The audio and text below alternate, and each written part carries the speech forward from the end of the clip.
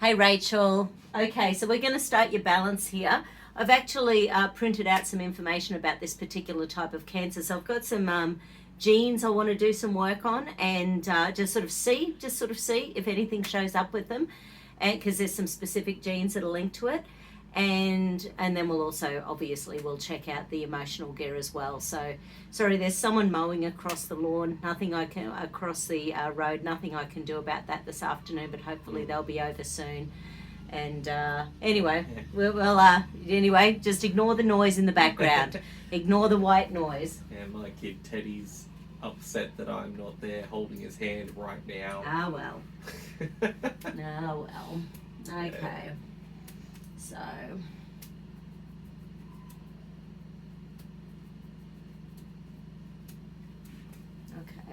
Okay. So before we start anything to do with the cancer, I want to actually just check survival, deep survival, hidden deep survival. So we'll check your adrenals. Hold. Okay. Hold. And I know you've started cancer, so you can imagine that can activate the adrenals because of stress and trauma and all that. But yeah, so the adrenals are on with stress. Survival's okay. Hidden survival's okay. There's a hidden deep survival pattern. Is it worth clearing that immediately? Yes, it is. Okay. Because that's sensory. So that pain you've been experiencing for a few years. I was sort of thinking after we started sending emails that going back a few years ago when I first heard about MCAS, the mast cell activation syndrome, because that is on the opposite side of the immune system to cancer. I sort of, for a while there, I was actually in the habit of checking for cancer when people were heavy into the MCAS, but I haven't done that for a while. It just hasn't come up hasn't come up consciously for me, so I shall be checking that from now on. So, because when cancer's developing, we don't have enough T helper 1 cells to kill them off. And there's that theory that we all create, cancer cells every single day, but it's what our immune system does with it as to whether or not they take hold or whether we just get rid of those cancer cells on a daily basis, just because we live in a toxic world.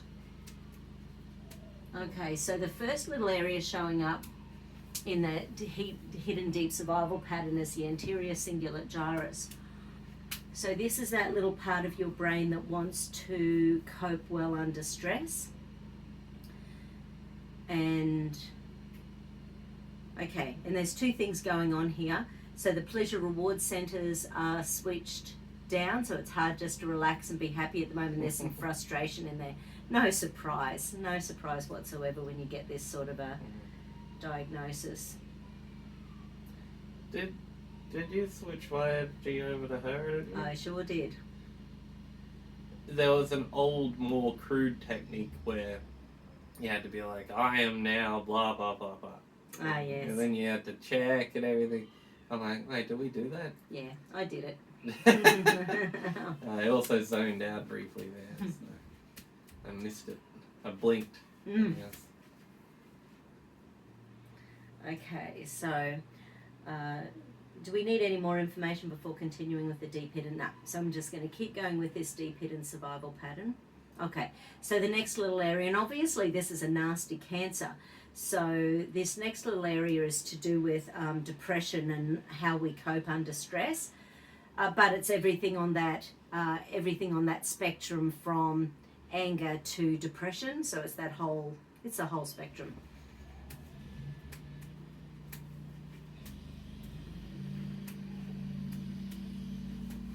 And hold.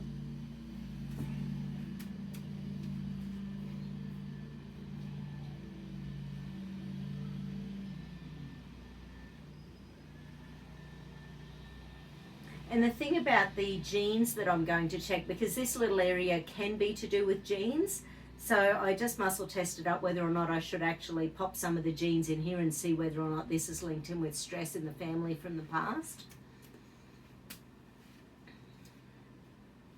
So while I've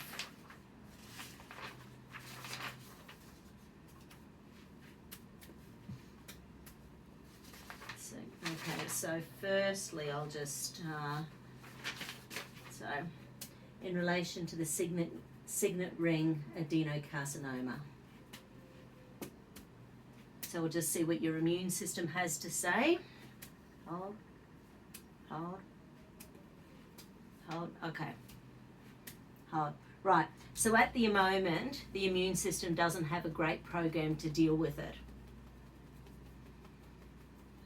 So we'll just pick up the energy of the body. So these are acupuncture points specific to the immune system. You'll recognize them from all the histamine, MCAS, FODMAPs, all that sort of thing. And in hindsight, and I know hindsight is cheap, but in hindsight, that creating that environment, you know, where there's just inflammation all the time because of all that histamine and the SIBO and fungal infection and that sort of thing, it's that sign that the immune system just isn't working as well as it should.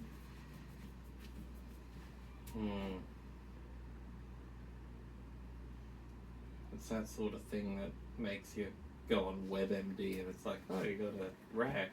Could be early stage of cancer. Yeah. Oh, I got the sniffles. Could be early stage.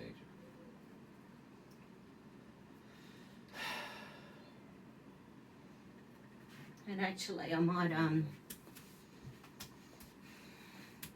phase 1 macrophages. Hold. Hold. Hold. Hold.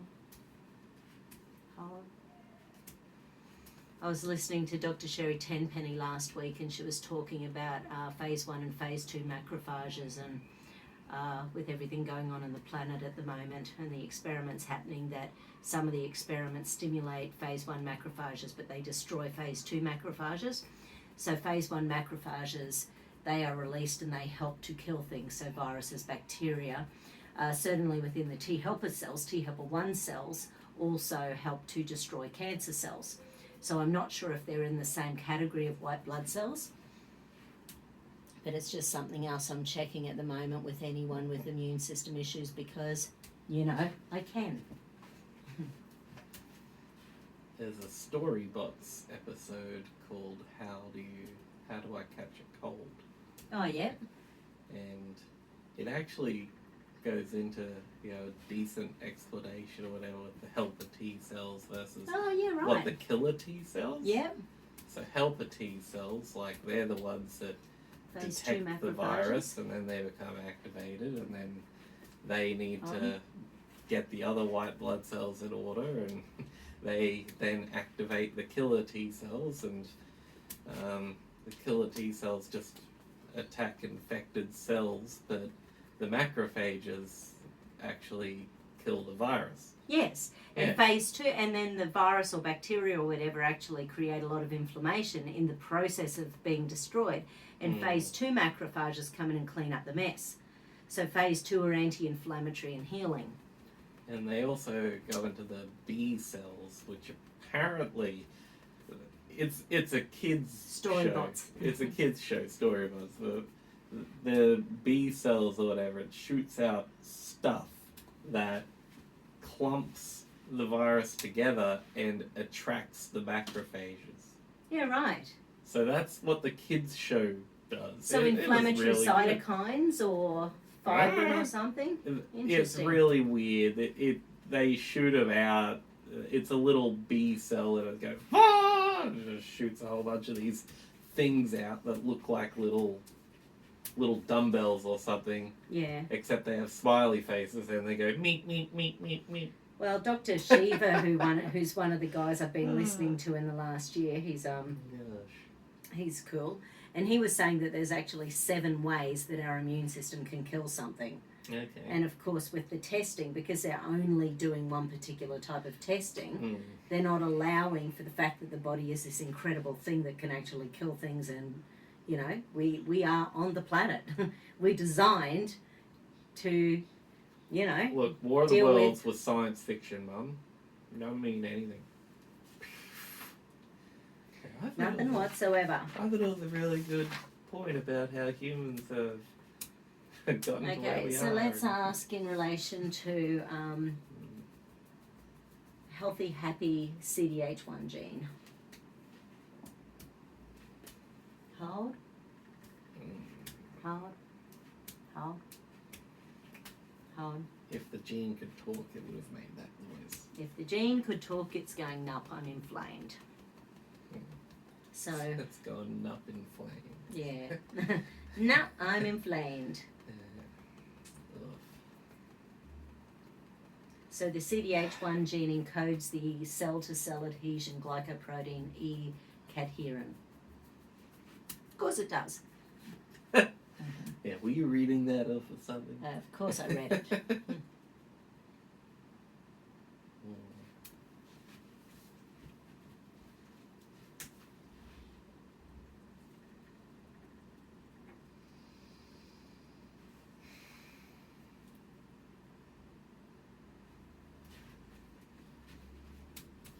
Okay. Happy, healthy CDH1 gene. Hold. Hold. Hold. Hold. Hold. Any or all mutations of the CDH1 gene.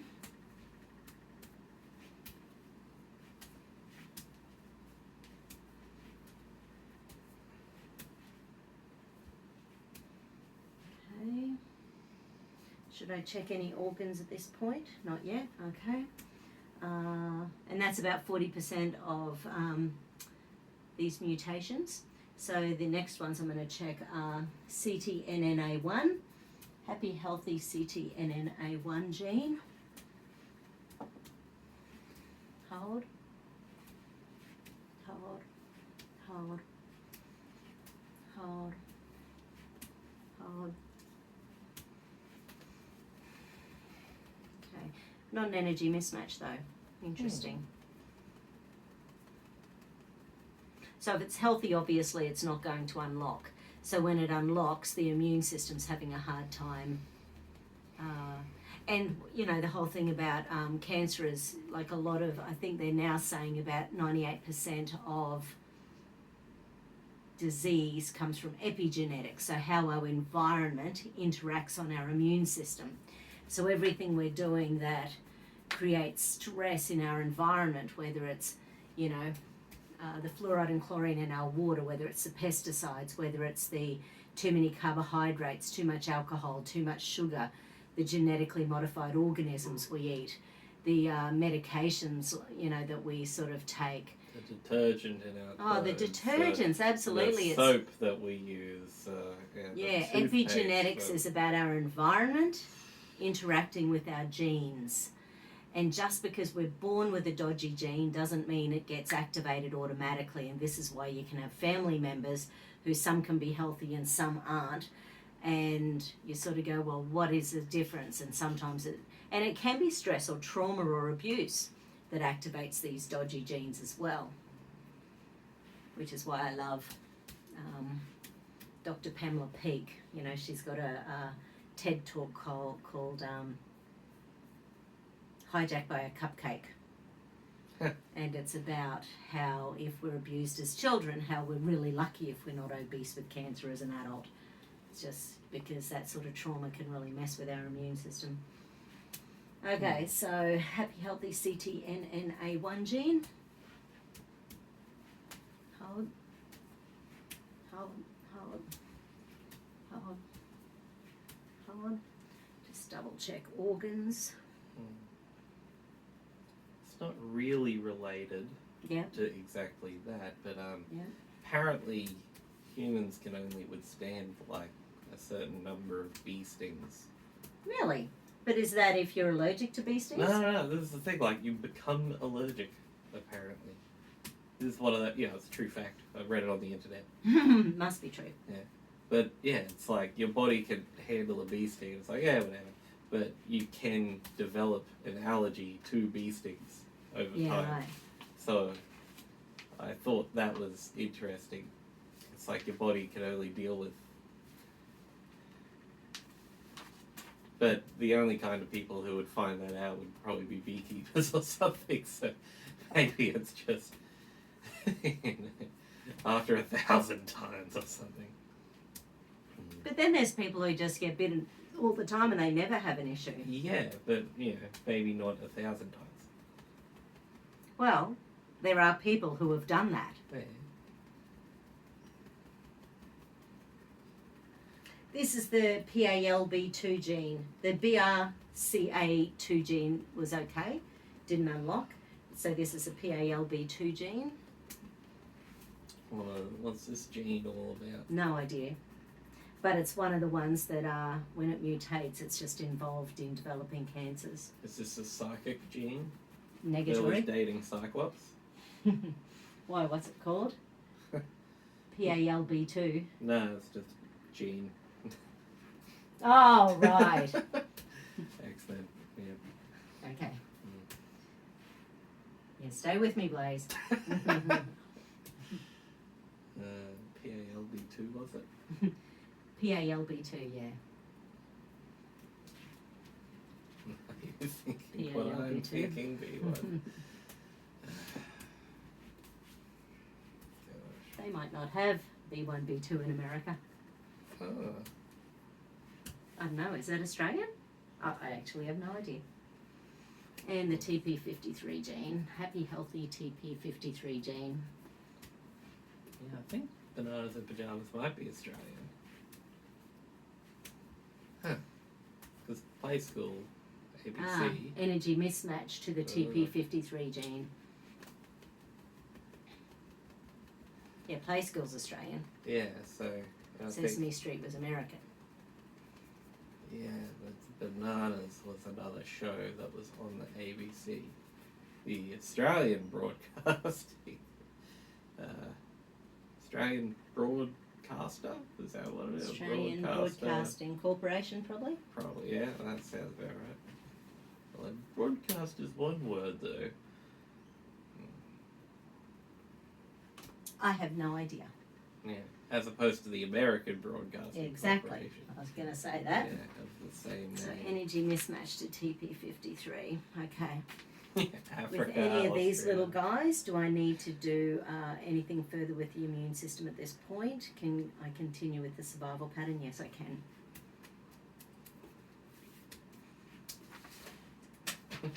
Armenia. Armenian Broadcasting There's probably Corporation. a lot of ABCs out there.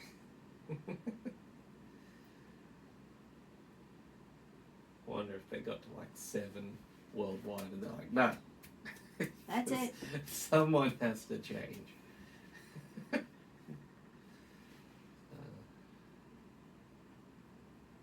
So the brain, no surprise, has gone into noradrenaline and switching off your serotonin. So noradrenaline, the expectation of your nervous system and immune system for long-term stress, and switching down your serotonin. So everything you can do to keep bringing yourself back into balance.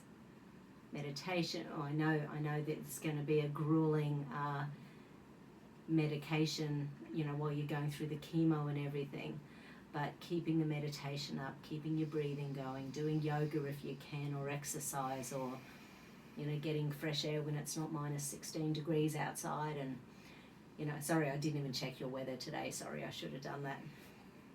But just need to. But serotonin very much linked in with the gut. So once again, I'm sort of because serotonin, we make a lot of it in the small intestine. So because you've had these gut pains for a few years, you can imagine every time we're in pain, that's an antagonist to feeling happy and healthy and easy. So potentially it's been settling down the serotonin, melatonin. We wake up, the sun hits our body, we convert our melatonin to serotonin. Nighttime, we convert our serotonin to melatonin. So, but melatonin is very much involved in the immune system. Has a huge immune connection. So let me check RAS. So that was a reticular activating system. Let me check again.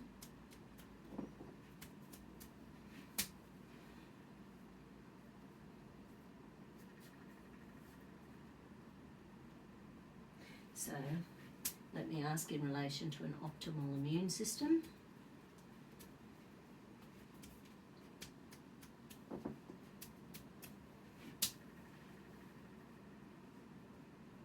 Okay, so just asking in relation to an optimal immune system, once again, noradrenaline is showing up and serotonin. So the body doesn't know how to reconcile the two. You know, because if you're running on noradrenaline, assuming long-term stress, how can you possibly have a good immune system? Because your immune system's secondary to stress. The body goes, no, you're stressed. You're going to get eaten by a tiger. Why bother having a good immune system? Yeah, that's my favourite kind of explanation about stress. It's stupid pretty huge. Reptile brains and how they still work. Our fantastic reptile brains, because they're all about keeping us safe under trauma. Keeping us alive. The problem is our body doesn't know the difference between, you know, work stress, poor diet, or being eaten by a tiger. Okay, once again, optimal immune system.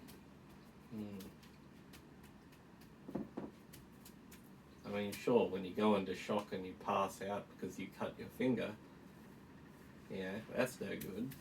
But when you go into shock and your body releases a ridiculous amount of whatever to numb the pain because a shark's bitten off your leg, that is not so bad.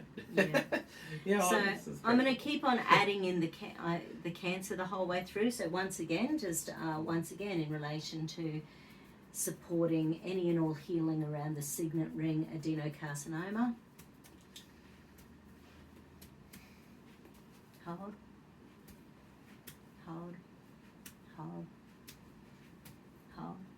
Because the thing about cancers is that they're sneaky, so they don't want to die.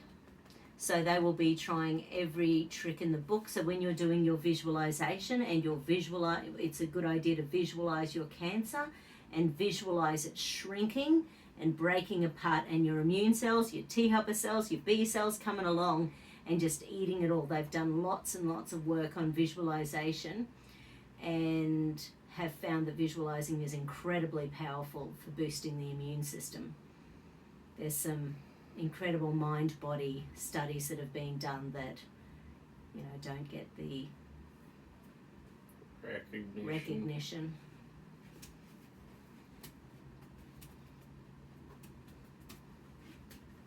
I mean, worst case, it's a nice positive thought to have, right? Absolutely.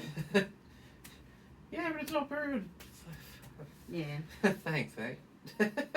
Well, same with prayer. You know, prayer's the same thing. It's about positive thought. It's about asking for help. It's about, you know, knowing that there's something bigger than us that is, you know, there to help.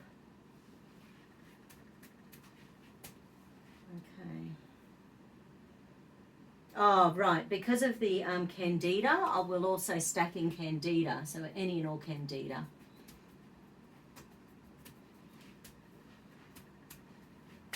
Hold.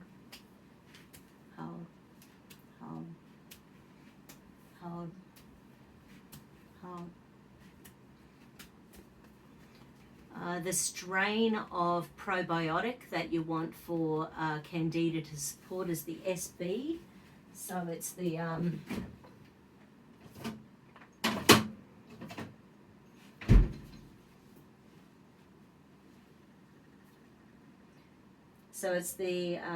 Saccharomyces cerevisiae boulardii. So that's the sort of, so SB is the nickname, and I'm sure that's the same in the States as well. But shoot me an email, I can let you know the name of it. But SB is the strain that helps, because it's all the way up through your esophagus. Digestive enzymes after meals are always a good idea. You need to get those carbs out of your diet. Depending, you know, I know, and especially when we're going through chemo, sometimes carbs are the only things that make the gut feel okay, because it's also raw. But it's like really the diet that's, well, in my experience, the diet's been proven the most to support shrinking tumours is the ketogenic diet, and it also supports the body get through chemotherapy better. So I love Dr. Eric Berg, you know, so he's got some great information on ketogenic diets. and he's got how it impacts with cancer. So if you Google him and have a listen, it might give you some motivation to have a play. Something else I need to do through the immune system, I think we need to go once again into the MCAS.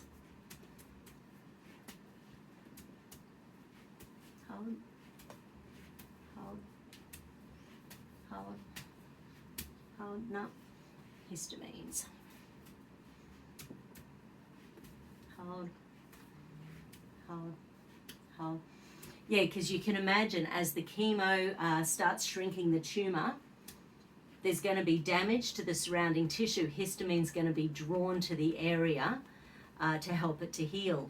But if you end up with that buildup of histamine again, it's going to create more damage. So digestive enzymes, and if you can, and once again, I know we chatted about this a long time ago, but if you can get one with DAO, so diamine oxidase, but even just good solid digestive enzymes at the end of every meal to help to break down your food, so it takes the pressure off your gut, so your body can just really activate that immune system.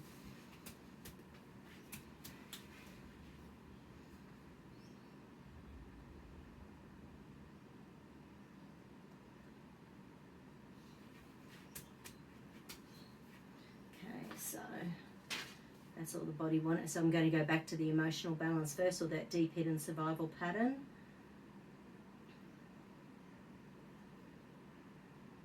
Okay, the sympathetic nervous system. So it's going to be activating your stress. So we need to calm it down so that your body can cope better. Because it switches off your rest and digest system.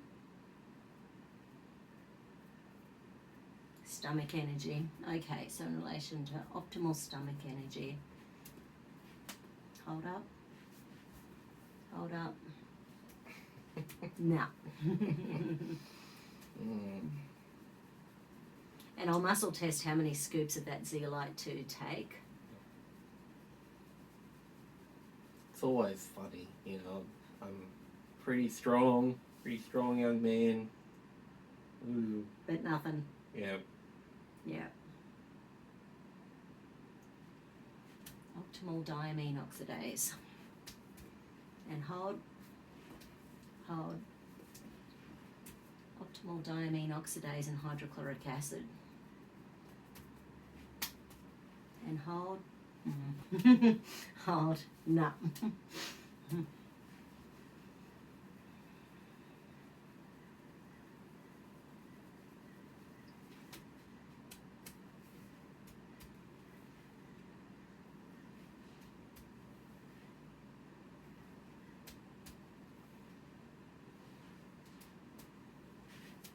Optimal diamine oxidase and hydrochloric acid. Hold.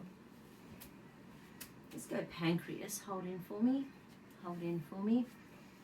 Optimal hydrochloric acid. Hold in. No. Hold in. No. Optimal insulin glucagon balance. Hold in. I actually didn't check, but a lot of tumours can release HCG. So that the body sees the tumour more like a baby. So therefore then the immune system doesn't go and attack the tissue. It's very, very sneaky, some of the little mechanisms that cancer use to keep themselves alive.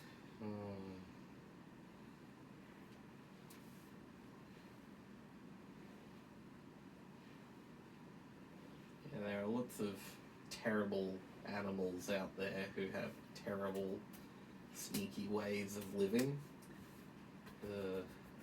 Cancer's just the one we have to deal with for the most part that's horrible.